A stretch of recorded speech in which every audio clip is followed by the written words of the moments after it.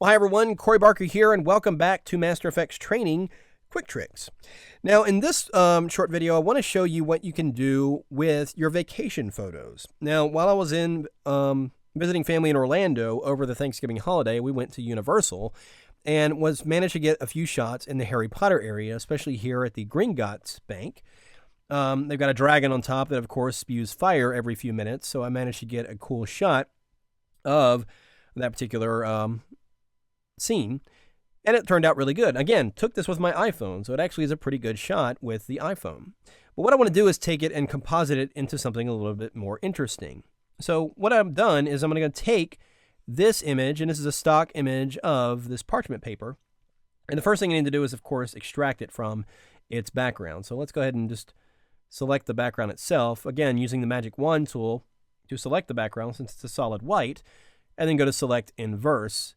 And then I'm just going to contract the selection just a little bit so it doesn't pick up too much anti-alias noise and such like that. So do that and then press Command J, and now the parchment paper is extracted to a new layer. So I'm actually going to go ahead and create a new document to build the final image in, and we'll go roughly the size or proportion of a movie poster. Just kind of keep it in that cinematic universe there.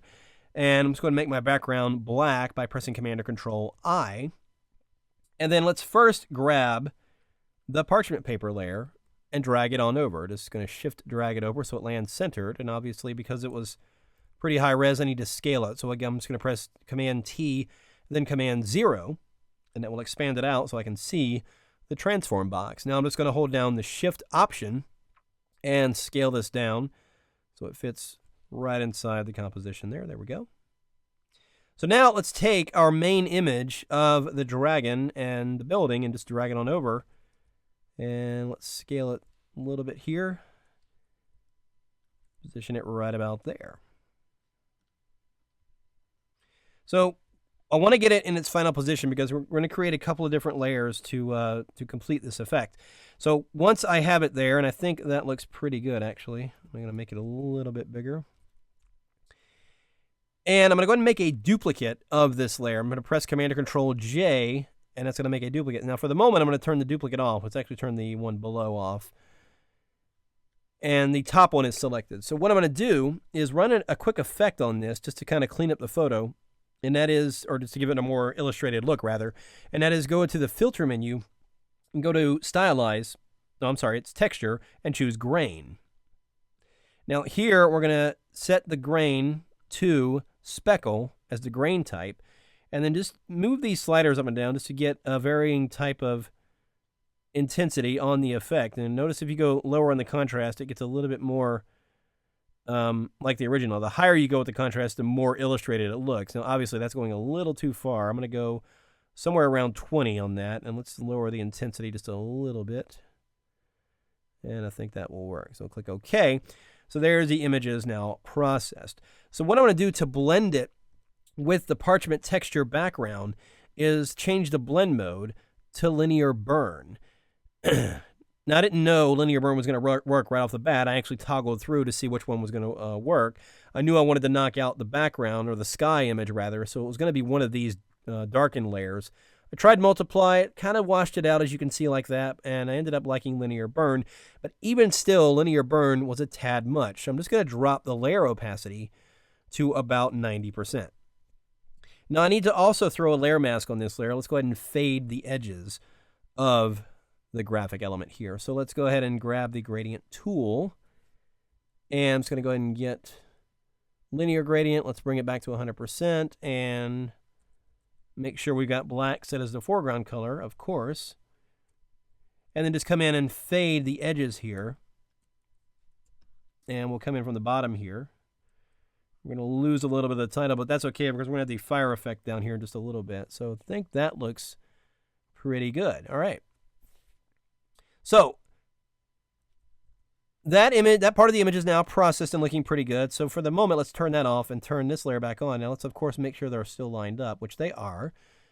So here is the other duplicate we created a moment ago. What I'm going to do now for this layer is we're going to go to the filter menu again, this time go to Stylize and choose Find Edges. And that's going to create this kind of sketch look on that particular photo.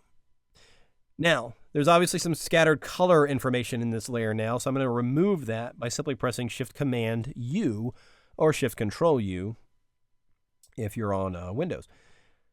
Now, I'm going to blend this layer with the parchment using a similar layer. Now, I tried linear burn and didn't quite do it because I wanted to use multiply, because it gave me a little bit more contrast, but the problem is it still looks like a black and white drawing. So here's what I'm going to do is just press Command or Control U and then check on colorize. And we can colorize the layer to help it blend to the parchment a little bit better. And I think that will work right there. Now, you feel free to try something like, I actually do like color burn, but it loses a lot of the line detail on it, so I'm not going to use that one. Linear burn's not so bad. In fact, it probably could work if you drop the layer opacity, which I'm actually going to do. I think I like that. So with linear burn at 65%, looks really good on that. So let's go ahead and put a layer mask on this layer and do the same thing as before. Now, I'm not going to fade as much because I want to see maybe just a little bit more of the drawing than I do the other effect above. Now, if I turn that layer back on, we can see what's kind of going on here as we've got that element of the processed photo, which still has the original color information, and then the sketch element below. Now, on that sketch layer, on its layer mask, I'm going to use the radial gradient and fade the area where we're seeing the full color image, because I want it to fade into the illustrated part, as you can see right there. So you can see what parts are being visible there. And that looks really good. And that pretty much completes the overall effect. Now, at this point, you could stop and say, it's pretty much done. And it's a really cool trick to just take your vacation photos and do a little something different with them. But I'm going to take it even a step further, because there's, the dragon's got the fire and everything like that. So why not add a little bit more fire to the scene? Now, I'm actually going to select both of the layers containing the dragon element, and let's just reposition them. You need to select both because they're lined up, and if you reposition them, you need them to stay lined up. So I'm going to position it right about there. Here we go. Very nice. All right. So now what I want to do is I want to go ahead and make it look like this parchment paper that the illustration is on fire. I want to actually have a fire along the edge of the bottom here. And what I want to do that is first, let's create a rough edge that's cut along here. Now I'm going to go ahead and use the rough edge that's already on my paper here as it is. So let's go ahead and just make a selection of the parchment layer by command clicking on the layer itself. Now let's reposition that selection. Oh, I want to position the layer. We want to go to select and then transform selection. There we go. And we'll just position it where that tear or that edge is right along the bottom there at an angle. Now we're going to make it a little bit more of an angle by choosing warp, and we're going to warp the selection just a little bit. Again, we're maintaining that rough edge, but we're just adding a little bit of a more angle to it. So there we have that. Now I'm going to add or include the rest of the parchment into the selection here. You can see it's some areas aren't selected, especially at the top here. So hold down the Shift key and just use the lasso tool to go around and include all that area in the selection. Then go to Select Inverse. And I don't need this area up here. Oh, let's Option, select that area. So now that area down here at the bottom is the only area selected. So now I'm just going to add that as a layer mask. Hold down the Option key as you do, and it will go ahead and hide that edge there of the parchment layer. So now let's add our fire element. Now I've got a collection of fire elements in its image here.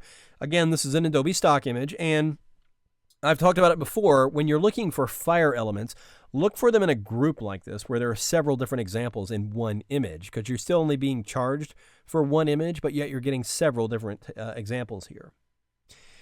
So now once I have that, I need to extract the fire elements from the black background. It's really quite simple. Go to the Channels palette, and then just Command click or Control click right on the red channel thumbnail, and it will make a selection of that area. which in the red channel, it's pretty much all of the fire and none of the background. So go back in the background layer, just press Command or Control J. That pulls or copies that selected area to a new layer. And if I turn the background layer off, you'll see that there is a fire extracted. However, it did pick up some of the background around the edges there. And you can clean that up really simply by going to the layer menu and then go to matting and choose Remove Black Matte. There you go. Fire is nicely extracted. So now I'm going to actually use this element right here at the top for my fire effect on this image here. So let's go ahead and just lasso selection around that and then just drag and drop it on over. And again, I need to scale it down and let's position it and even warp it. So it's going right along the edge there. It looks like it's burning right along the edge of the paper there. Kind of carry on the theme of the dragon setting fire to everything. And we need to bring that to the very top of the layer stack here. So there is our fire. Now, it's pretty convincing that the fire is burning the paper for the most part. However, the paper doesn't seem to be reacting to the fire. It should be charred and burnt and even have some, maybe look like ash, like it's turning to ash and stuff like that. So in order to do that, let's go ahead and create a new layer above the parchment texture layer.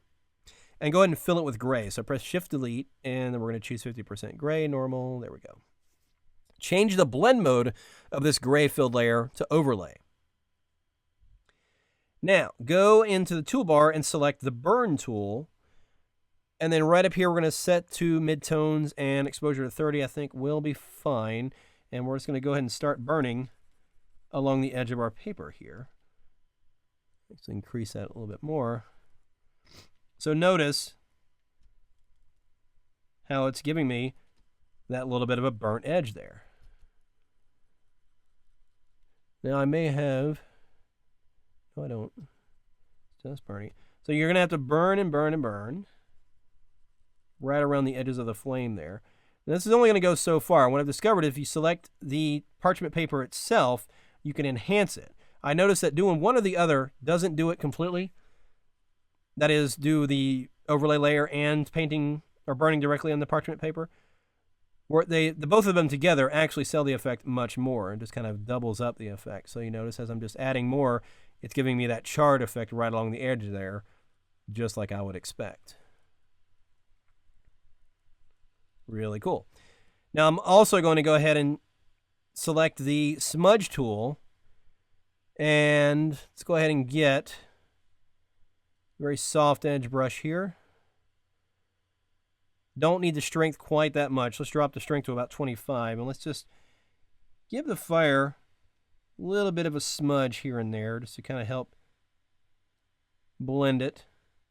Give it a little bit of more sense of movement in a sense, just by giving a little bit of a smudge there. There we go. And you can further enhance this by adding a smoke element. If I go and create a new blank layer, and while we have the smudge tool selected, I'm going to set the foreground color to white by pressing D, then X. And then up here in the options for the smudge tool, you notice we've got the strength. Let's actually nudge the strength up to about 50 now. And I'm going to turn on finger painting. And when I do that, if you paint a little bit, notice it lays down a few pixels here. And I actually want to turn off. There was a shape dynamics activated there, so there we go. So if I paint, it just lays down a little bit of white pixels. Now again, make sure you're doing this on a blank layer. And if I dab a couple of times and then smear, I can actually create a smoke effect right on the fly just by dabbing a few white and then just kind of smearing it around, and it creates a smoke effect. Now it's not completely necessary with what we're doing here, but I just wanted to show you this in the event you wanted to kind of play around with the smoke as well as the fire. And then there we go, like that. So that's looking really good. So that is pretty much it. I could continue to play with that a little bit more. I probably would have put the edge of the fire element probably a little bit lower, but I think you get the idea here. So just something to play around creatively with your vacation photos, taking a cinematic element like the Harry Potter stuff at Universal and just adding your own kind of flair to it, making it something a little bit more interesting. So there you have it. Have some fun with that. Hope you enjoy it, and we'll see you guys next time right here on Master FX Training. Take care.